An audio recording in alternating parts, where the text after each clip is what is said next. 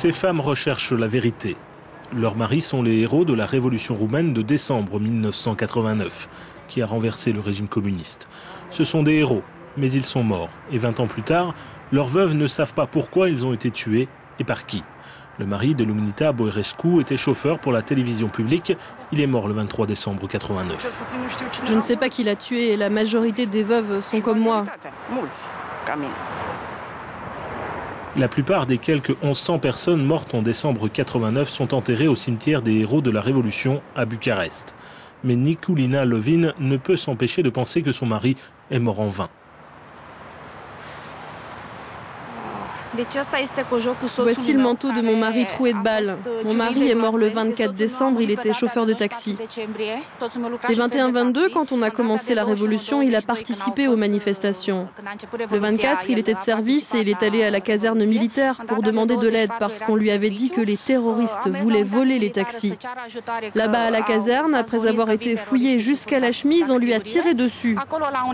Je ne sais pas pourquoi et aujourd'hui encore, je ne sais pas. Les coupables sont encore libres. Personne ne sait qui, après le 22, a donné l'ordre de tirer sur les gens.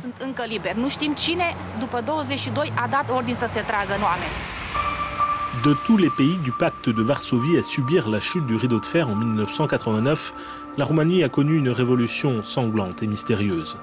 En décembre, la Roumanie était encore contrôlée par le dictateur communiste Nicolae Ceausescu, au pouvoir depuis 2 décennies.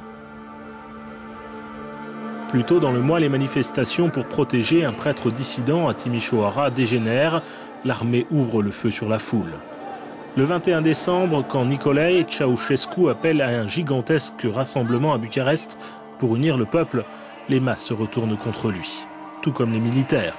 Nicolae Ceausescu et sa femme s'enfuient en hélicoptère.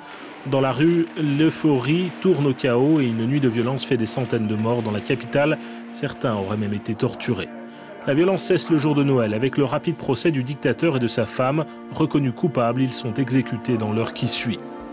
Ion Iliescu se rappelle très bien de cette époque. Considéré un temps comme le dauphin de Ceausescu, il tombe en disgrâce dans les années 70. Le 22 décembre 1989, avec d'autres membres du Parti communiste, il forme le Front du Salut National. 2 jours plus tard, il signe le décret qui permet le procès, plus tard controversé, de Ceausescu. 20 ans plus tard, Ion Iliescu défend toujours la décision d'exécuter le dictateur.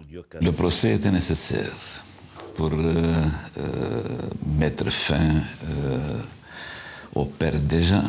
Il y avait cette diversion terroriste qui a commencé dans la soirée de 22. Il y avait cette idée que peut-être c'était un groupe de gens liés étroitement du Ceausescu, d'où l'idée d'organiser un procès dans des conditions improvisées et que c'était une décision correcte. On a vu le 2e jour. Après le procès et l'exécution, toute cette provocation est terminée. Teodor Mariès n'est pas convaincu de la théorie terroriste. Il accuse Iliescu d'avoir fait diversion pour mieux prendre le pouvoir. En septembre, Teodor Mariès a déposé une plainte auprès de la Cour européenne des droits de l'homme pour obtenir la levée du secret sur les dossiers qui, selon lui, pourraient apporter de véritables réponses. Il a appuyé sa démarche d'une grève de la faim de 72 jours. Tout ce qui est dans ces armoires a été récupéré auprès du parquet général qui ne veut pas clore ces dossiers. Dans 80% des cas, on connaît le meurtrier de chaque victime de la Révolution. Il n'est pas nécessaire de beaucoup travailler sur ces dossiers pour les mettre sur la table d'un juge.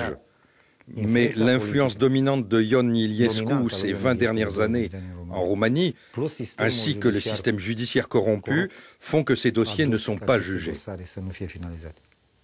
Moi-même, nous-mêmes, qui étions dans la soirée de 22 au siège du comité central, nous étions des objets de cette action terroriste. Après, nous avons travaillé dans un état du siège organisé par ces gens de Ceausescu.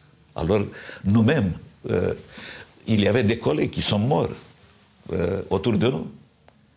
Alors, pourquoi nous à répondre à cette question-là? Notre réponse était de liquider le responsable pour tout ça. Or, le responsable était le Ceausescu et ces gens. La révolution roumaine, soulèvement populaire ou coup d'État orchestré par Ion Iliescu appuyé par Moscou. 20 ans plus tard, le débat est toujours aussi vif. Mircea Dinescu était assigné à résidence quand Ceausescu s'est enfui. Il fut l'un des premiers à annoncer à la télévision la fin du régime du dictateur. En Roumanie, il s'est produit un miracle bizarre, mais un miracle tout de même qui a duré 3 jours. Soudain, on annonce à la télévision que le communisme est fini. Or, la Roumanie comptait quelques 5 millions de communistes. En 3 jours, le miracle est que tous les communistes ont tourné leur veste, se sont adaptés.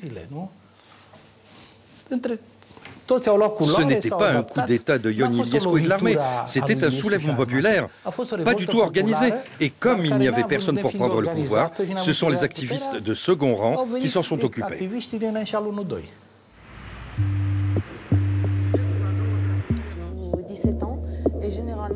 Raluca Grosescu est chargé d'enquêter pour trouver des réponses aux crimes commis sous le régime communiste.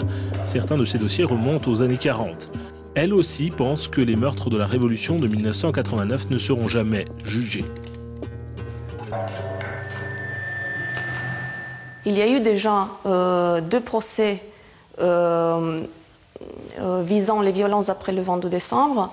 Et ces procès ont été faits à partir des témoignages des victimes et ils ont prouvé pratiquement le manque de coordination entre plusieurs officiers de l'armée de Securitate et dans une seule opération, 50 personnes sont mortes.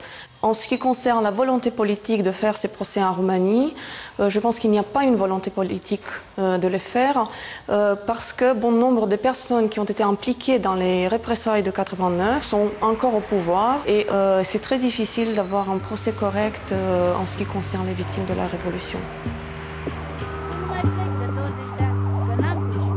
La Roumanie est l'État membre de l'Union qui a déposé le plus de dossiers devant la Cour européenne des droits de l'homme. Cette veuve pense que ceux qui ont mené la révolution l'ont laissé tomber. Ce que l'on ressent actuellement, c'est de la déception, une déception totale. Je pourrais accepter le fait qu'on a dû payer, que nous nous sommes sacrifiés, que nos enfants ont été sacrifiés, qu'on a sacrifié nos maris pour que la société soit meilleure. Mais ce soi-disant mieux, nous ne le voyons pas du tout. Alors, je vous le demande, pourquoi est-ce moi qui ai dû payer ? 20 ans après la Révolution, les commémorations sont douces amères. La liberté est acquise, mais certaines choses restent bloquées derrière les portes du passé que l'on peine à entrouvrir.